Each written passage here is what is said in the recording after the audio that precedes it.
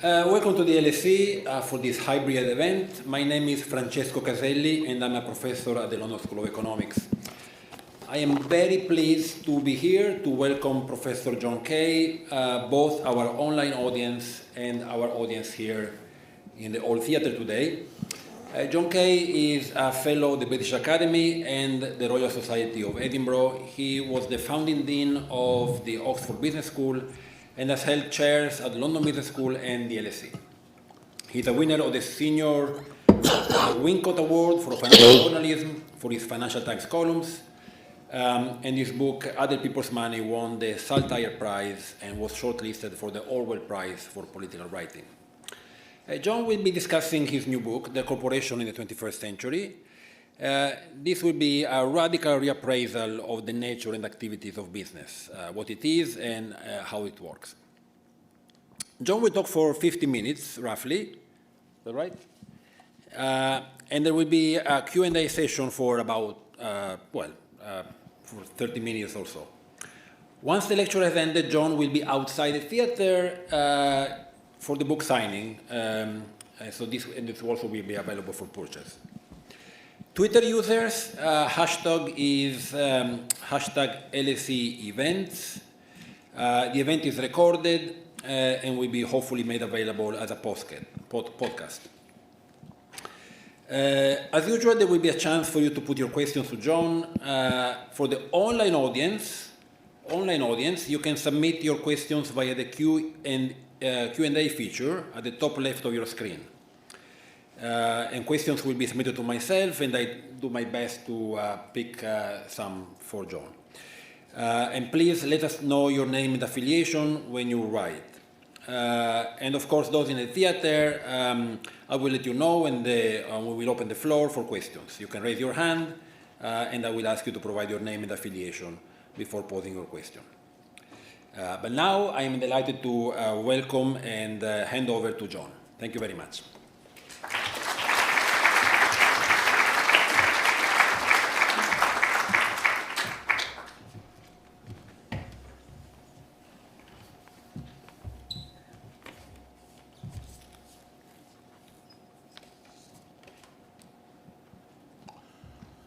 Thank you. One of the things about giving talks like this to a variety of audiences after publishing a book is that you have to keep up with the news, because you know that questions will be asked based on what was online or in the papers that morning. And that is certainly true of this book. One is the issue which I want to raise this evening, the question of the relationship between business and society, is posed in rather extreme form by the antics of Elon Musk and Donald Trump. And I have to say, when I bought a Tesla a few years ago, and indeed a company I was engaged in, I was a director of, was actually one of the probably the largest European investor in early Tesla. I did not expect I would have to answer questions about my politics when I got out of my car, and I certainly did not expect to have to fear that someone would paint slogans or key the side of my car when I parked it. The relationship between business and society is, in that sense, complicated. And it's been complicated for quite a long time. The pharmaceutical industry has made an extraordinary contribution to the health and welfare of society. That really began in the Second World War, thanks to penicillin. They advertised, "He will come home." And for a decent number of servicemen, that was actually true. The Second World War was a step change in the pharmaceutical industry. I'll talk more about that later. On the other hand, what we have today in terms of relationship between business and society is exemplified by what is on the right of this slide. This is a letter from David. It's David Solomon, who is chairman and CEO of Goldman Sachs, of which many of you will have heard, probably the world's premier and certainly best known investment bank. Also in the papers in the last few months has been the final settlement of the case which Arkansas Teachers Retirement Fund and others brought against Goldman Sachs. I'm surprised how few people are actually familiar with that case. The basis of the case, it was a class action, as I say, by one pension fund with leading a group of others against Goldman Sachs. And the basis of the case was that Arkansas Teachers Retirement Fund had been misled into investing in Goldman Sachs by the Goldman Sachs ethics statement, which says, our client's interests, it begins, our client's interests always come first. You'll see if you read this rather turgid drivel on the right of the screen, that sentiment reinforced in some detail in Solomon addressed people in this business. The interesting thing about that case, you might not find anything interesting about it so far, the interesting thing about that case is the Goldman Sachs defense to it. The defense was not that the statement, our client's interests always come first, was true, but that it was so obviously untrue that no one could reasonably have invested on the supposition that it was correct. And the attorneys defending Goldman Sachs produced a string of reports from finance professors across the US, reporting which drew attention to reports in the newspapers of conflicts of interests in which Goldman Sachs had not behaved well, and the finance professors explained that these reports had no impact on the Goldman Sachs share price, indicating that markets didn't take these pretensions seriously. You might be rather shocked by that defense. You might even think that Goldman Sachs must be much worse than other institutions in this respect. Yet that turns out not to be the case. There was a friend of the court brief produced by the American Chamber of Commerce that explained all companies make statements of this kind. If the findings of the lower court were to be upheld, I should say it was the Supreme Court that finally did for the case against Goldman Sachs. If findings of the lower court were to be upheld, companies would in future make these sorts of statements at their peril. The Chamber of Commerce doesn't seem to consider the possibility that companies might not make such statements, or even that if they did make such statements, they might make efforts to ensure that they were true, or they might even make more moderate statements of their behavior, which they would actually seek to live up to. What I think this nonsense illustrates more clearly than almost anything I can point to in a minute or two is the way in which virtue signalling has overtaken genuine concern with business ethics in the behavior of a great many firms. That's not the only case we have to look at if we are looking for headlines for issues about the relationship between business and society. This came from, I found it on the BBC News a couple of weeks ago when I was off to give another talk on these kind of themes. It was a protest by a group of vets in the UK. I don't know how many of you use vets or know what has happened to the vet activity in Britain. But vet practices have in large part been taken over by private equity owners whose objective in buying them is largely to monetize the accumulated goodwill in these kind of practices. Vets say they're under pressure to bring in more money per pet. The collection of vets explained that they were given targets for the number of treatments they ought to prescribe for the animals under their care. I suspect I'm not the only person in this room who, if I took my dog, in this case to a vet, I would want the dog to be treated by a vet who cared for the dog rather than a vet who was incentivized to obtain a bonus by applying a large number of treatments. But that practice of trying to minimize the goodwill from scattered practices has been a feature of a variety of activities of this kind across the UK in recent years.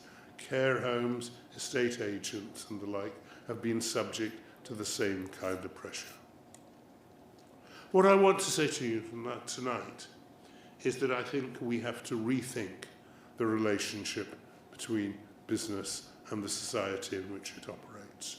We have a frame of thought, a vocabulary which dates from ideas about what we call capitalism 250 years ago. It was, of course, 250 years ago that Adam Smith wrote his famous Wealth of Nations, which many people regard as being the foundation of modern economics.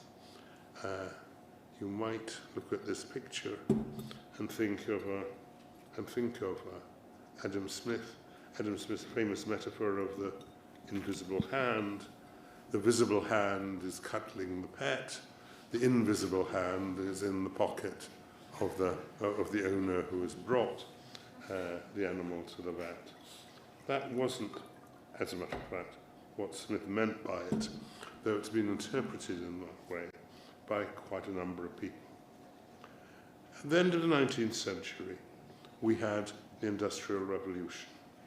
And Adam Smith talked about economics in terms of exchange and anticipation of the assembly line. You will know that the beginning of the Wealth of Nations is a long description of a pin factory. It's rather strange because Adam Smith, as far as we know, never went to a pin factory. He says he did, but it's not true. The centre of pin manufacture in Europe at the time was in Normandy, and Smith plagiarized his description of the pin factory from Diderot's French encyclopedia of the time, which explains that. We'll pass that over for a moment. But whether Smith visited a pin factory or not, he was anticipating one of the key developments of the Industrial Revolution, which was the growth of assembly lines. And that would be taken stage by stage further in the century and a half that followed.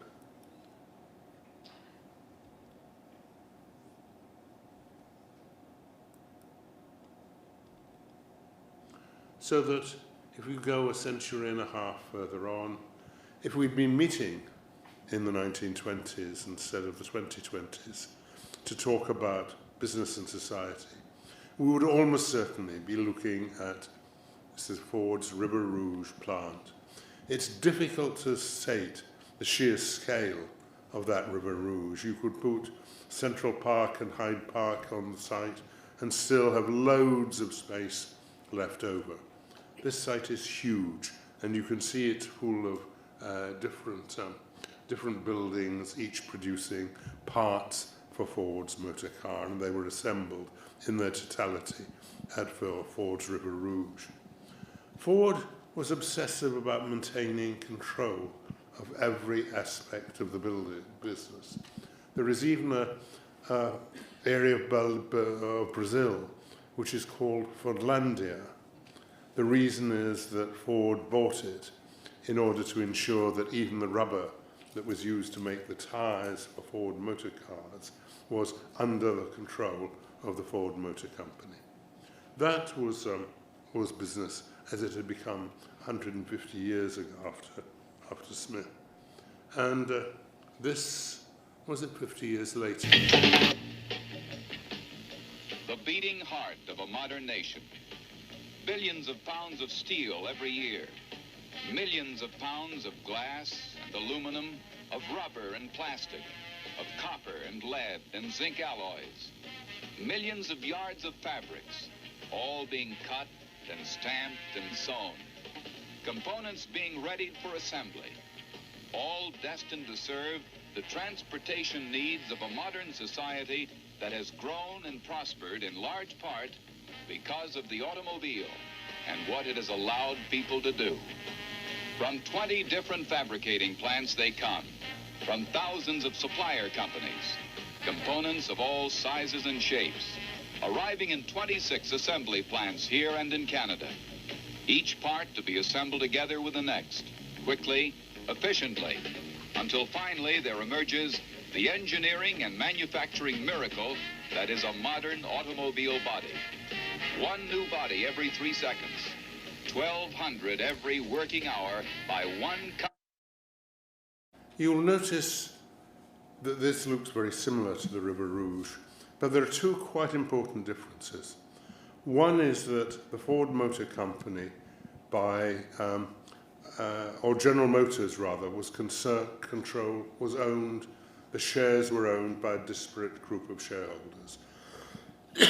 That is, share ownership had become much more widely dispersed. You'll also notice that Ford's insistence on controlling everything had been translated into the General Motors facility, which assembled all the plants, all the parts that went into the car. There were still very many of them. So General Motors was, to use Elon Musk's or Peter Navarro's phrase, an assembler rather than a manufacturer of automobiles. But it was, that assembly line process was in place. But you'll also notice the key similarity, which is the centrality of the plant. And it was at the plant that the people who worked in the factory worked.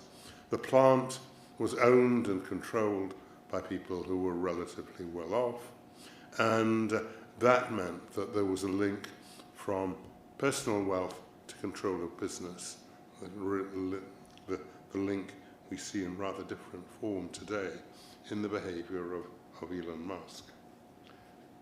But if we were to look at the archetypes of modern business, we would not be looking at the River Rouge. We would be looking at something that is barely a tenth of the size of the River Rouge. And not only that, while most of what is on the River Rouge plant is an assembly process, most of what is here is actually grass. 80% of the Cupertino site, which is the headquarters of Apple, is grass. So things have changed fundamentally, the nature of production and the nature of products over the 200 years that followed the Industrial Revolution.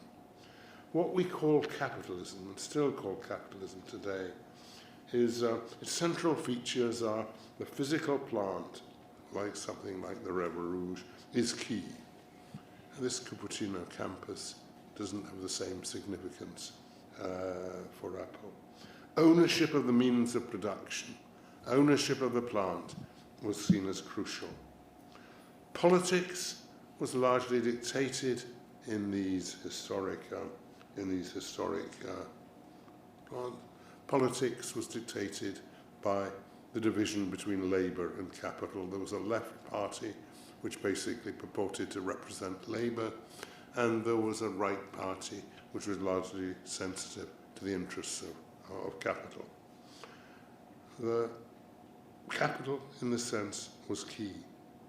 There was also a lot of development of the great man theory of business. People like Henry Ford, who had devised and controlled that plant. And location mattered. People went to the River Rouge to build cars. The world we live in now is very different. And indeed, I wish we would stop talking about capitalism, because that implies that capital in the sense of tangible investments in physical plant as a centrality to business that it no longer possesses. If you go in an aircraft, you probably think that the airline whose logo is painted on the fuselage owns the plane. It almost certainly doesn't. The largest owner of civil aircraft in the world is a company called AerCap, which is based in Dublin, and it employs a great many bookkeepers and tax experts, but no pilots. You might think that the people who own the plane own the engines. They almost certainly don't. When an airline gets a new plane, what it will do will be it will buy engine services for a period, typically 10 years, from an engine manufacturer, such as Pratt & Whitney and Rolls-Royce. That doesn't mean that Rolls-Royce owns the engine. In fact, Rolls-Royce will provide the engine, will make the engine, but it will then pass ownership on to some company like GATX, again, probably not a company you've heard of, but it's the largest owner of railway rolling stock and similar facilities in the world, and so on. When you pass an Amazon warehouse, you see Amazon painted on the side. You probably think that you might think that Amazon owns the warehouse. It almost certainly doesn't. The largest owner of Amazon warehouses is a San Francisco-based company called Prologis. You might think, well, at least the goods inside the warehouse or the fulfillment center, as Apple prefer to call it, that Amazon owns them.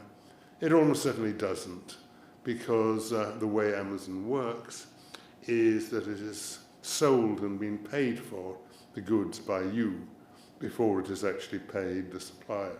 Like many modern retailers, Apple's working capital, its inventories, are actually negative in financial terms. That's modern business. And capital does not remotely have the role in relation to modern business that it did have in the Industrial Revolution. I prefer to think of capital as a service. Capital is something that modern businesses buy in the way they buy electricity or water or legal services like that. They buy them from companies like AerCap and Prologis, companies which have no interest and no competence in actually running or controlling these businesses. Businesses are controlled by professional managers, and these professional managers buy in the range of services which they need in order to do it. So firstly and centrally, if we're to rethink our view of the relationship between business and society, we need to understand that the essence of the modern firm is it's a collection of capabilities. It's not a plant allocation like the River Rouge was, or in the days of Henry Ford. It's a collection of capabilities. And the assembly of collective intelligence and collective knowledge is actually the key to understanding the way in which modern business works. That's true of products as well. Modern product, is a collection of capabilities. This is Steve Jobs in 2007 showing off the iPhone. The iPhone is, in some ways, the signature product of the 20th century corporation. What does the iPhone do? Well, the iPhone does the things that, that's the kind of...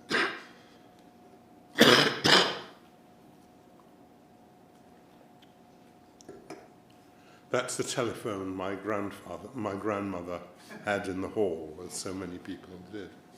I'm not quite old enough to have a great-grandfather who had a record player like that, but I know that people did. You may remember the fax machine, which transmitted messages only a couple of decades ago. If you have an iPhone, You don't have the same need for an atlas, which you did before. And of course, you actually don't have quite the same need of the library. You can get my book digital, but I hope you will actually want to have a physical copy. But a lot of people nowadays find they don't need it. The iPhone, in short, is a collection of capabilities.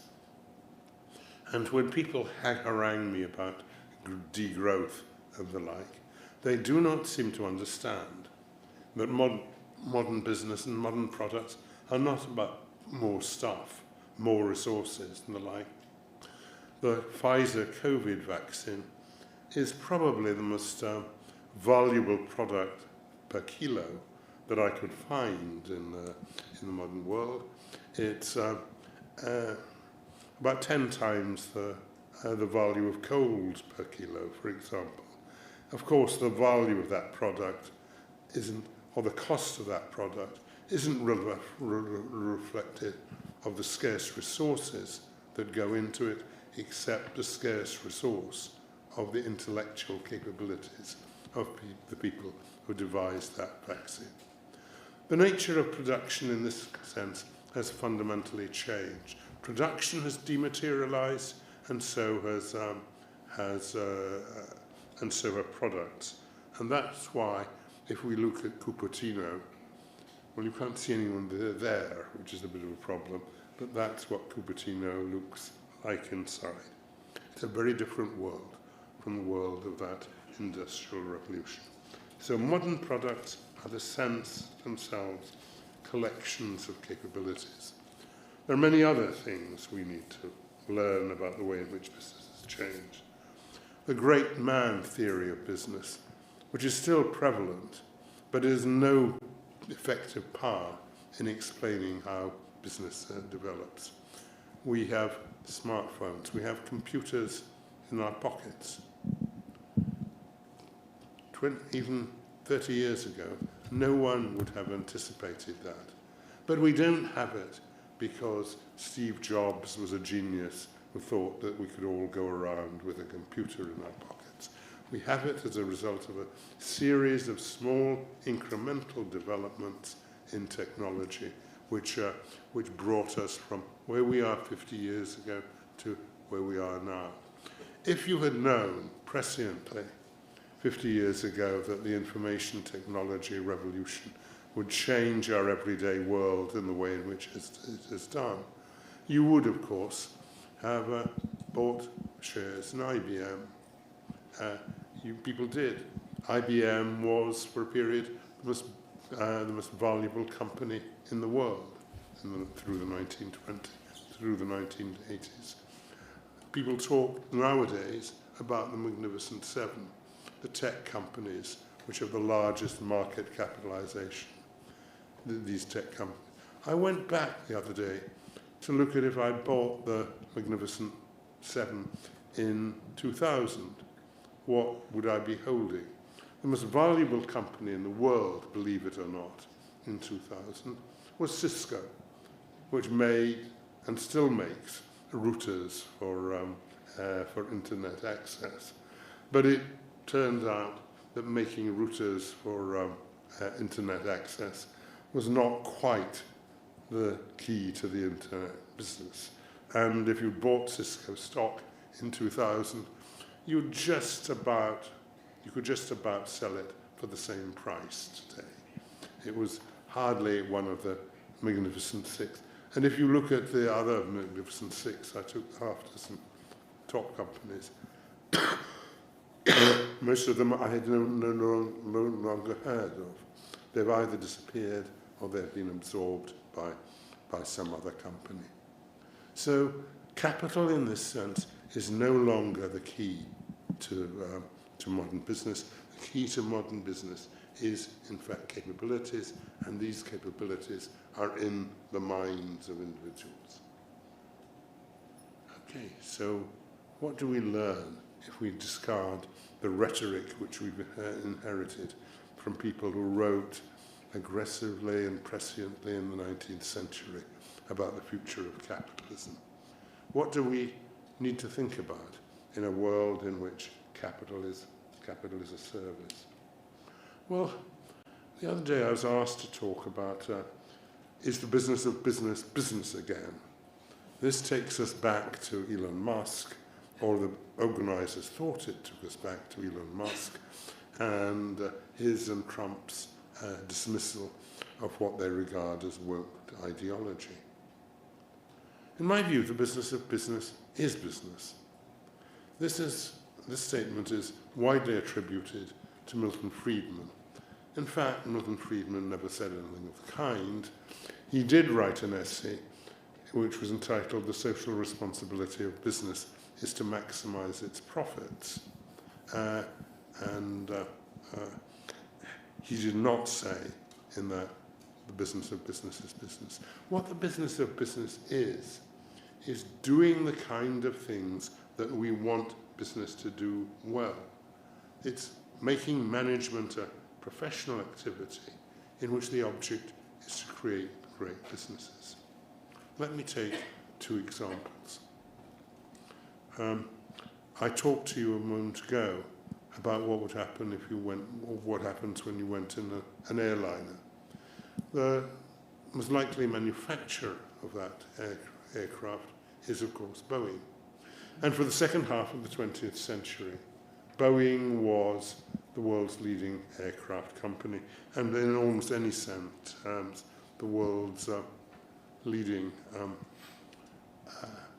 one of the world's leading companies. The CEO of Boeing during that period was a man called Bill Allen.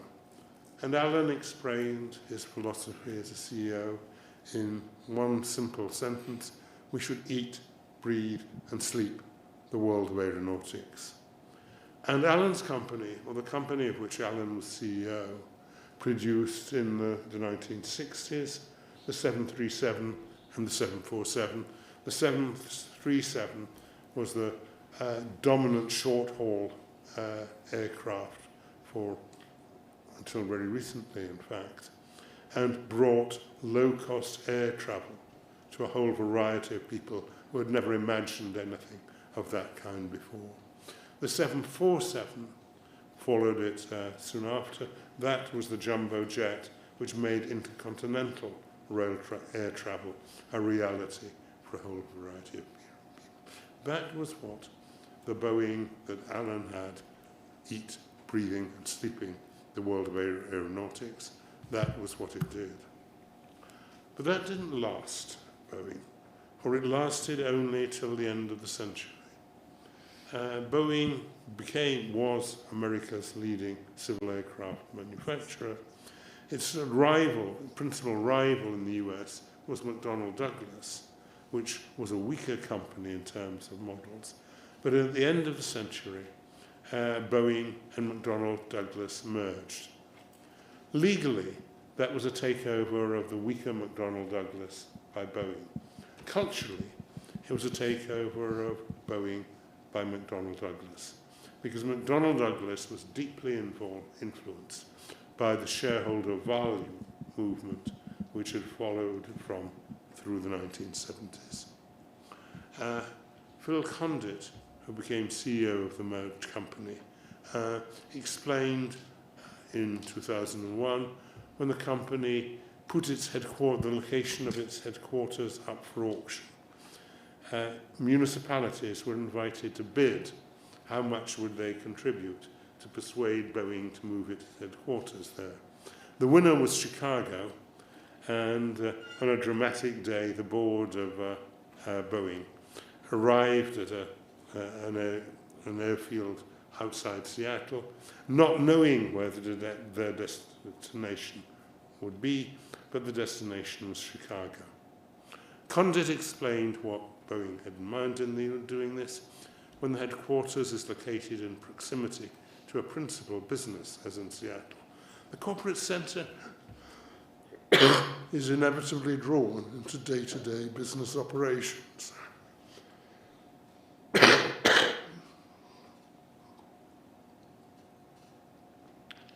Evidently, being drawn into day-to-day business operations is a danger to be avoided by senior executives and the board of companies such as Boeing. Condit was actually forced out and succeeded by Harry Stonecipher, who was a lifetime McDonnell Douglas executive. And Stonecipher explained his philosophy. When people say I changed the culture of Boeing, that was the intent. So it's run like a business rather than a great engineering firm. It is a great engineering firm, but people invest in a company because they want to make money. Stonecipher, in turn, was forced out, not for his foolish sentiments, but for personal misconduct, which characterizes a lot of these people. And he was succeeded by a man called Jim McNerney, who had been, who's a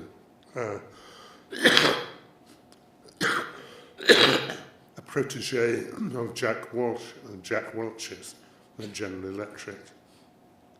McNerney was the man who was CEO of Boeing for 10 years, and during that period, Boeing made what we now know to be a key decision, which was instead of trying to build a new short-haul jet to take the plant to rival Airbus's A320, which you're all familiar with, what Boeing did was reconfigure the now 50-year-old 737 to accommodate new, more fuel-efficient airline engines. These, of course, were the 737 MAXes, the planes which crashed in 2018 and 2019 and took pretty much the reputation and the share price of Boeing with it. The interesting thing about this story is that the people who built who built Boeing into a great business in the 20th century did so and created a great deal of shareholder value in the course of it. Someone who read my book drew my attention to a book by a legendary American football coach, which was called The Score Takes Care of Itself. And the point which emerges from that is if you build a great business, the score takes care of itself. The shareholder value is there. That's Boeing is not, to put it mildly, a unique example. The more striking example from an audience in this country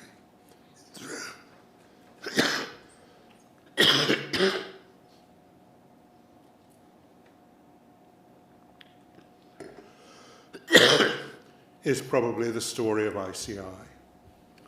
You will know that for most of the 20th century, ICI was Britain's leading industrial company. ICI was formed in the 1920s from the merger of a dyestuffs and explosives business. It declared its aspiration. ICI aims to be the world's leading chemical company, serving customers internationally through the innovative and responsible application of chemistry and related science. Through achievement of our aim, we will enhance the wealth and well-being of our shareholders, our employees, our customers, and the communities in which we serve and in which we operate. I don't think there's a better exposition than that of the stakeholder view of a company, which says a corporation serves a variety of constituencies and it achieves greatness by managing a balance between the needs of these different stakeholders. And ICI, in the innovative and responsible application of chemistry and related sciences, moved in the 1930s into petrochemicals and fertilizers, and subsequently I showed you penicillin and the pharmaceutical industry there. In the late 1940s, ICI made the decision that the future of responsible application of chemistry and related sciences was in pharmacology. So they set up a pharmacology division which actually lost money for 20 years until in the 1960s a team at ICI led by the chemist James Black, discovered beta blockers, which were the first effective drug against hypertension. And with that, pharmaceuticals became the profit driver of the company. But in the early 90s, the climate had changed, and so had ICI's objective, so ICI's aims. Our objective, their annual report then said, is to maximize value for our shareholders by focusing on businesses where we have market leadership, a technological edge, and a world competitive cost base. That was the objective, and this is what happened. In 2007, what remained of ICI was taken over by the Dutch company AkzoNobel, and ICI no longer exists as an independent entity, although parts of what was formerly that business do. The depressing thing is that this is not a unique story. In fact, I could tell exactly the same story, but it would be more compressed, of what happened to GEC, Britain's leading electrical company, and in the early 1990s, number 2 to ICI as Britain's leading industrial company. GEC effectively disappeared at the beginning of the century after proclaiming its devotion to shareholder value. The score, in that sense, takes care of itself. What business people, great business people do, is they build great businesses. And building great businesses enables you to create shareholder value. I talked to James Black, the man who led the team which discovered beta blockers in the 1960s. I talked to him because I wanted to know why he left ICI shortly after making that discovery, which he did. And he went to join another pharma company, SmithKline.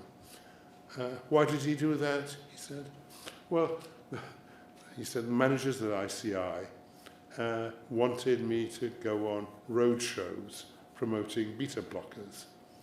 But what I wanted to do, said Black, was to be back in my lab discovering similar drugs.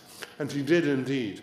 His team at SmithKline came up with another blockbuster drug relevant to stomach ulcers, and Glaxo refocused their research program around a rather similar drug, and that made Glaxo, which had subsequently acquired SmithKline, a leading pharmaceutical company globally. Black then said to me, I call it the principle of obliquity.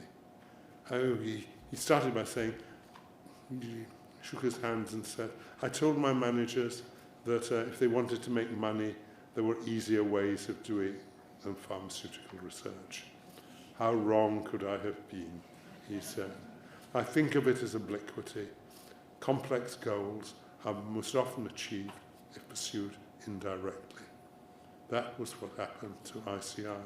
That prompted me, a few years after that, to write a book entitled Obliquity. The score takes care of itself. And the purpose of business is to create businesses, and great businesses will create great shareholder value. Thank you.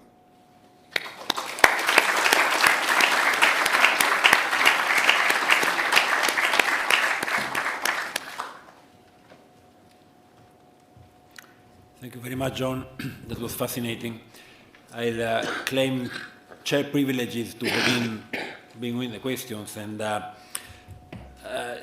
just want to pick up on this last point and the examples you gave of Boeing and other companies moving from what today I think we may call, broadly speaking, a stakeholder approach to the purpose of the firm, to a uniquely shareholder focused on the purpose of the firm. And I think you're making a very compelling argument that we were much better off, and this business themselves, and perhaps even their shareholders were better off when the prior approach prevailed. So the obvious question is, how do we go back to that? What is the path? How do we encourage businesses to go back to that, and how do we affect it? Well, the first part to that is that we should have events like this and audiences like this, and people should go away having learned the lessons of how business actually operates. The next part will be a governmental part, partly a matter of regulations, but rather more, in my view, a matter of politicians using the pulpits which they have to declare what the relationship between business and society really should be. I should say that the story of ICI, for me, has quite a long history. I first talked about what had happened to ICI and its change in mission statement at a CBI conference in 1996. That's a time that was somewhat redolent of where we are now, because a Labour government hadn't yet been elected, but everyone knew it was about to be elected. And Tony Blair had picked up this word stakeholder and was talking about it. So I was asked to go and talk about what this actually meant. And I took the two ICI mission statements, which you've seen. I will even put them up again for you if I can. That was the stakeholder view, and that was the new view. That was the difference, and that was the example I took. You'll know that there is a postscript to that, quite a long postscript to that, which is that the ICI share price, if you look at my slide of that, it actually tracks the career of Tony Blair pretty well. It reaches its peak in the summer of 1997 and declines steadily thereafter. So that's a story there. But when I told that story again 10 years later, in 2006, by which time ICI was on the verge of extinction, I remember getting a pained letter from ICI's Vice President for Corporate Social Responsibility. The letter said roughly, we might have screwed up the business, but we did a great job on corporate social responsibility. One of the things that has happened is people think business ethics is about virtue signaling, the kind of nonsense which was in that slide about Goldman Sachs. It's not. Business ethics is about creating great businesses which meet the needs in the way you've described of a variety of stakeholders. Questions from the audience? Gentleman there? Thank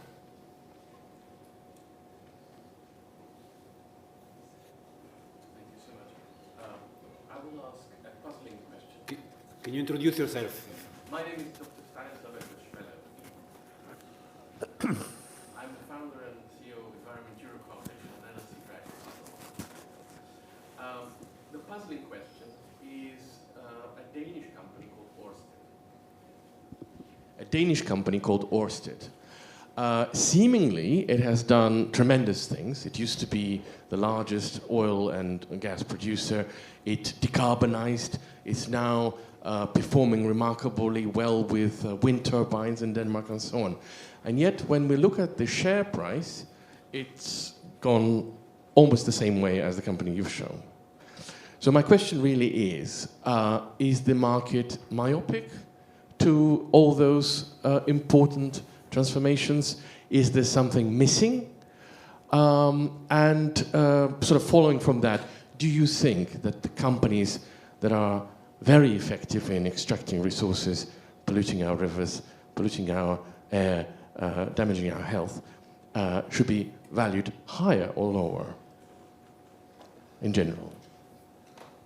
Well, I'm not here to give financial advice, so I'm not telling anyone what shares to buy. I think the historic story is pretty clear. Many people who created businesses made a lot of money in the course of doing so. Some people tried to create businesses and failed. If I talk in detail, as I could but shall not bore you with tonight, about the history of microelectronics and the smart computers in our pockets revolution, we have a whole series of firms on that, in that process, which are no longer with us or are no longer important. The business environment in a modern society is what I think of as disciplined pluralism. People are free to do all kinds of things. Some of them will succeed, most of them will fail. That's the way these things work. And in the end, on balance, a process of natural selection ensures that better businesses will survive and worse businesses will not. And that's the story we've told about ICI, Boeing, and General Electric. Question here? I'll try and speak loud enough. You get the microphone. Thank you. Hello, my name's Ailey. Thanks for the great book. I really enjoyed reading it. I have two questions, if that's all right. The first is building on the question from the chair, which was about how do we move forward from this. The response was for politicians to sort of reframe the narrative around the purpose of business, which is, I totally agree with. But does that account for the fact that there probably are some bad actors? And do we need stronger controls to stop business doing significant harm when that does happen? So do we need more focus on pricing externalities? And maybe I'm not allowed a second question, so feel free not to answer this. But what role, if any, do you see for social enterprises in the future economy? Thanks. Let me take these two together. Firstly, I have no doubt that government should be involved in taxing and regulation, although I think we've overemphasized the extent to which regulatory structures can induce businesses to do the kind of things we want. I would much rather live in a world in which, instead of writing thousands and thousands, hundreds of thousands, in fact, of pages of financial regulations, we trusted managers to run financial businesses well, and when they didn't do it, they went to jail, as it was once true that managers of failed banks did, but not anymore after 2008. Now, where do social enterprises come in this? I think we need to be careful in all of this. I want people to be building great businesses. I don't want to make a distinction between nice businesses and nasty businesses. And if you're a nice business, you can sign up as a B corporation or something, and people who haven't done that can get on with stealing the money. That's not the environment which I want. I want to see a world of professional managers who are devoted to running businesses, be they public or private, well. And that's what people in business should be doing. And people in business who don't do that should not be sitting in the White House with their children on their shoulders. Sorry, I'm going to introduce a question from the online audience. John Kaliki is asking, how do you see AI playing a role in disrupting 21st century business, but I guess also in the context of the goals of business and who makes decisions in businesses and so on? Well, I don't think AI basically affects my statements about the nature of business and the nature of the modern corporation. I think if we talked earlier about how people thought in 2000, or people thought in 1980, about the future of information technology and business, I think the overwhelming tendency was for them to overestimate the short-run impact and underestimate the long-run impact, and to believe they could understand the short-term impact while they failed to understand the long-run impact. I think that will be true of AI. People are, at the moment, greatly exaggerating the effect it will have on business in what remains of our lifetimes. But I think it will have a much larger effect over the long run, and I don't know what effect that is, what the nature of that effect is going to be. And I think we will only find out over time. That was true of the internet. I think it's true of AI as well. Person here in front.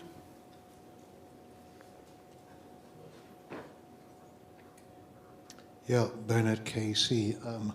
I have to admit to being a one-time student of John Kay, and I probably owe him rather a lot. But I'm going to be one of the people who asks questions because I read the newspaper relatively recently. So I'm going to ask about new governments and what they do, just like we were talking about 1997 and what new governments thought they ought to be doing then. And I am going to refer to repeated statements which we hear about governments coercing various institutions, particularly pension funds and various saving institutions, to invest in British companies or British listed companies.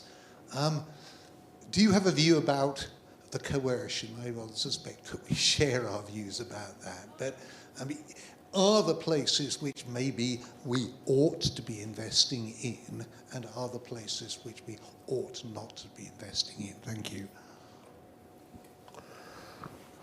I've given last year a talk in which I said that pensions have been the biggest avoidable disaster in British politics in this century. Basically,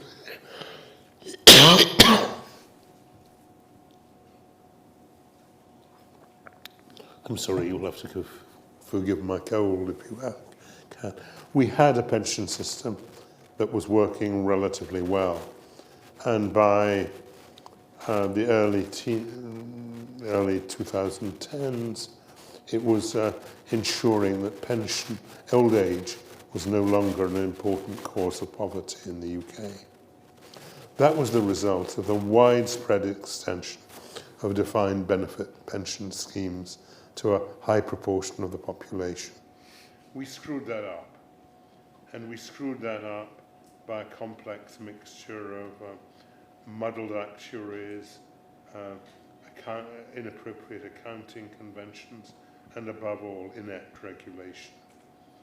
So the idea that government can answer this by finding new regulatory devices is something which I start by being very sceptical of. I don't want to see government coercion of pension funds. I do want to see more investment, particularly at the growth capital stage of British businesses.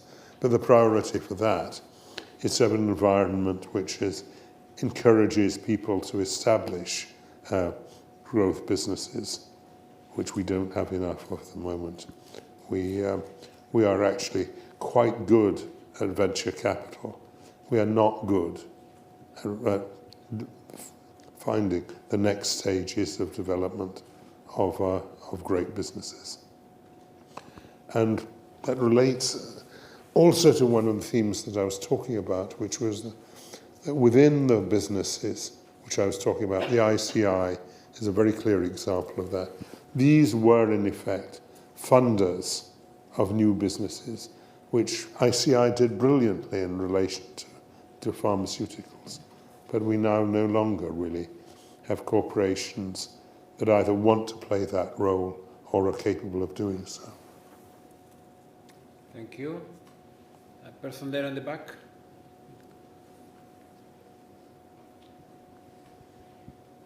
Hello. Yeah. Thanks so much for the talk, Professor. My name is Shreyansh. I am an LSE graduate and I work as a strategist at one of the London startups. So you understand why the topic really, really intrigued me. And my question is very simple, but I'll give a detailed context to that. My question is, what do you exactly mean and how do you exactly define a good business? Because you said the purpose of a business should be to create a good business. And the reason why I'm asking this is, earlier on I was doing the pricing for my firm, and as a strategist, I was posed with the task of deciding the growth strategy for the business. And I started thinking there are always two parts to how the business is usually thinking. There's this core value of providing value to the customer, that there's a demand, you come in there as a supplier, you did the supply. And then there's this profit maximizing intentions of related to pricing, more efficient production chains and things like that. And in the context of that, I again repose my question that, what do you mean by creating good businesses? Is it focusing more on the value creation side, or is it focusing more on creating these efficient production lines and getting the price right and things like that? Thank you.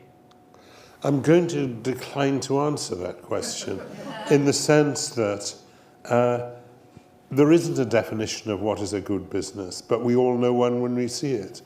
A good business is one that produces products that people want to buy at prices they're willing to pay.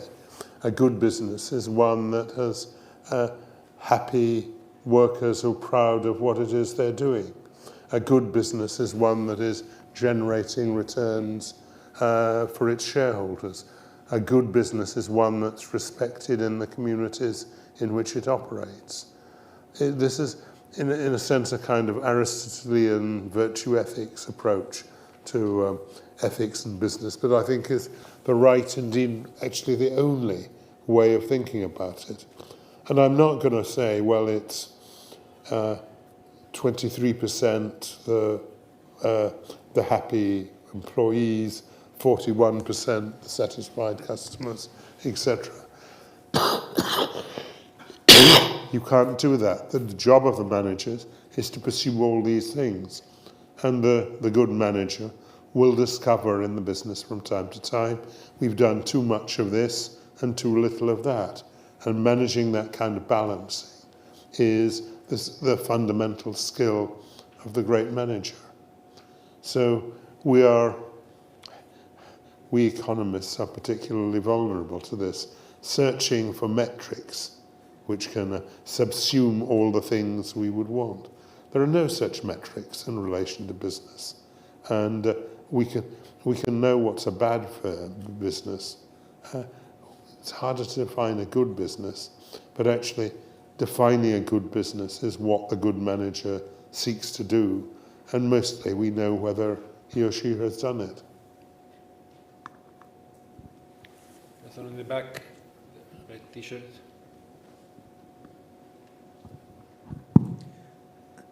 Hello, sir. Thank you for your presentation. My name is Joseph. And same as the last question, I work in the financial services, work at a global investor, so one of those shareholders that were mentioned. So my job for the last 5 years has been reading through annual reports. And I don't know if the audience is familiar with this kind of cycle, but I think around 2017 until very recently, we kind of went back to the stakeholder theory, at least from an optics of it. So if we read any, annual report from 2021, 2022, meta, diversity, community, DEI, the environment, climate, all of that. And we care about our communities and all of this. And now the pendulum seems to be swinging back. So I guess my assumption is that we've tried the stakeholder approach again, and for some reason it's gone away.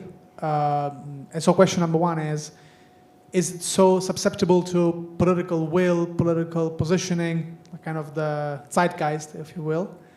And the question number two is, if we tried it twice, and twice it's gone away, probably government is the answer, probably it's not, but what is the way forward if we can't expect bottom-up action from companies, or if their own commitments don't really materialize? Thank you.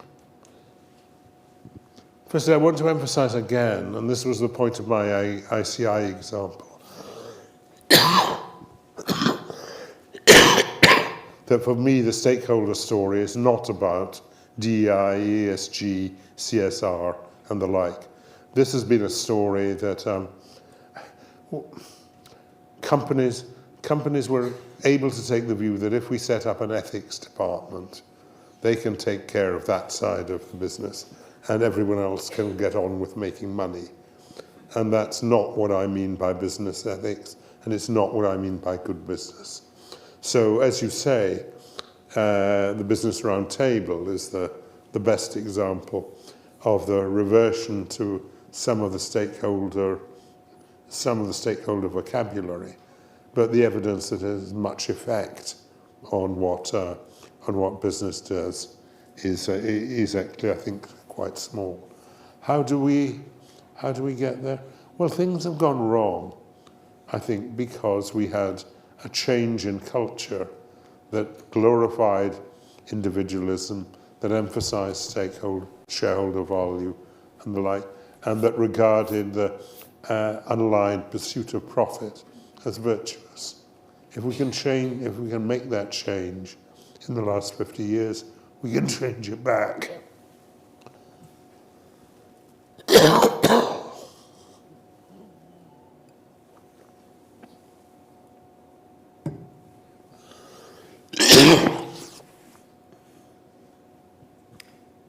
Person there? Thank you, Professor. I really appreciate your presentation. My name is Z. I'm from MIT. I'm a research fellow there about AI human symbiosis. So what we do in some scenarios, like nowadays with AI or digital platform, actually less than 100 people benefit with this kind of big industry. I mean, for example, Sorry, could you speak up a bit? Okay.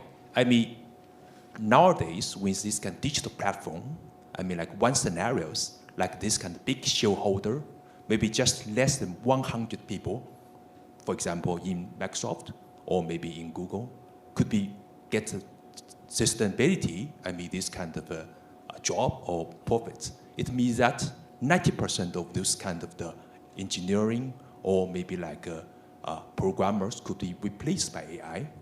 So another side, we could see for their shareholder, I mean, all the small shareholders, like in the share market, cannot really participate on the decision making. So it means that one big digital platform only maybe could be, controlled by less than 100 people. So this world with all digital company maybe only controlled by 10,000 people. So that is, I think it's very critical about, I think what you said, I mean, very important.